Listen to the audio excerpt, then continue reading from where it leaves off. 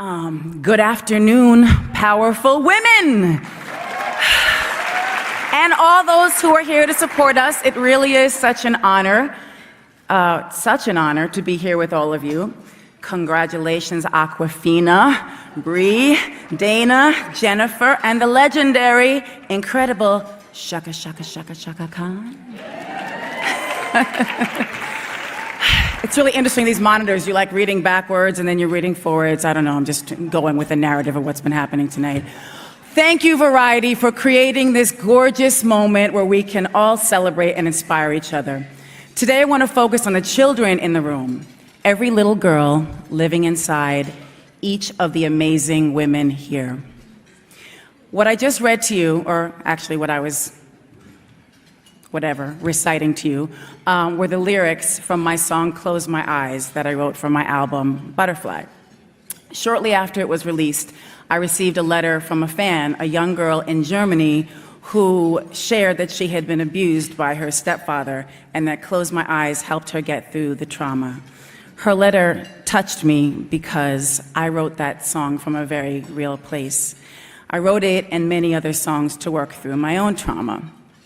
I wrote that song for all the children who saw things they shouldn't see, who were forced to grow up too soon. When I was a little girl, I would go on walks alone and come up with melodies and words and sing to myself. Writing songs and singing were my escape. It was my release. It was how I survived, and it still is. My mother was a gifted opera singer who was also a bit bohemian, if you will. She sent me to a publicly funded sleepaway camp because we didn't have any money, and it was a total nightmare. I would elaborate more, but we'll all be here till dinner. Needless to say, it didn't work out.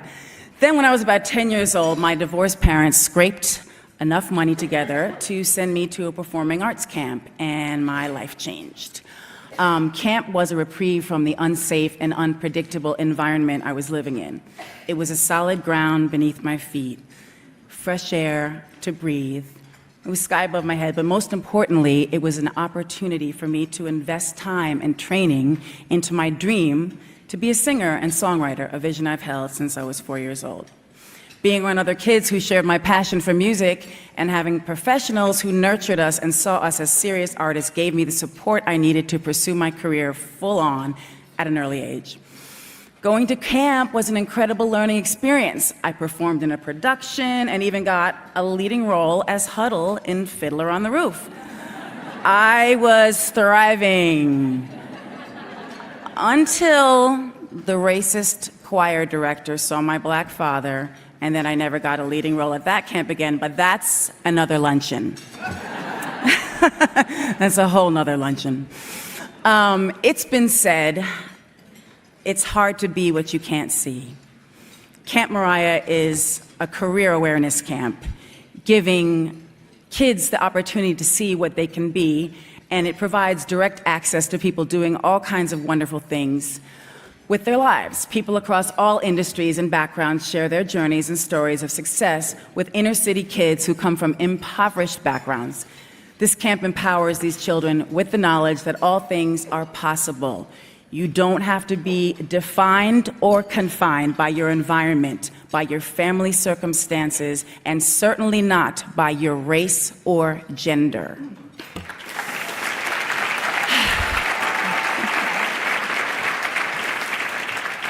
Oh, God. I started this camp 25 years ago, and if you don't see what an accomplishment that is for a 2-year-old child,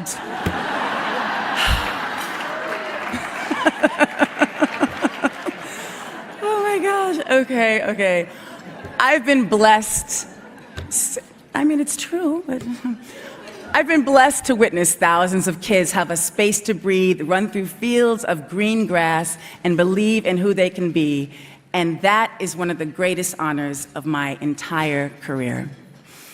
From my first Christmas concert fundraiser at St. John the Divine, in Harlem in 1994 to prima ballerina Misty Copeland, joining me at camp just a few months ago, to the many camp counselors, the administrators, the kitchen and maintenance staff. It takes a village to run a camp, and I'm so thankful for them doing the day-to-day. They are the real heroes of Camp Mariah.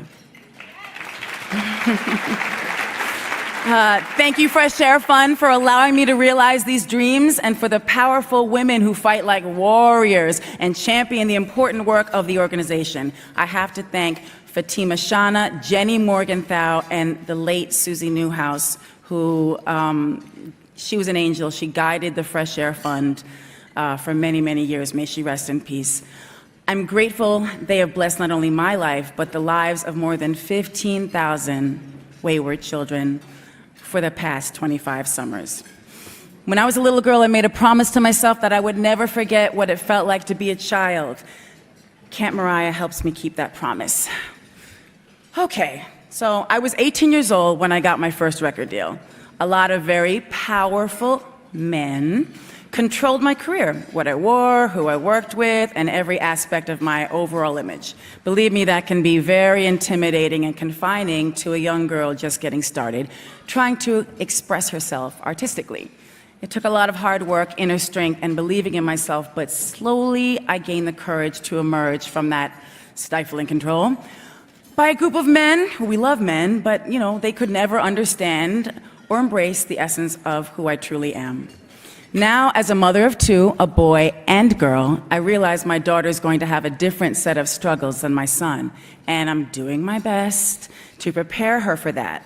So on behalf of her, Miss Monroe, Roro, as we call her, on behalf of her, I want to thank each woman in this room and all the women who have come forward with their truths, their harrowing experiences, and above all, their triumphs over the misogynistic society of corporate asses that we deal with every day.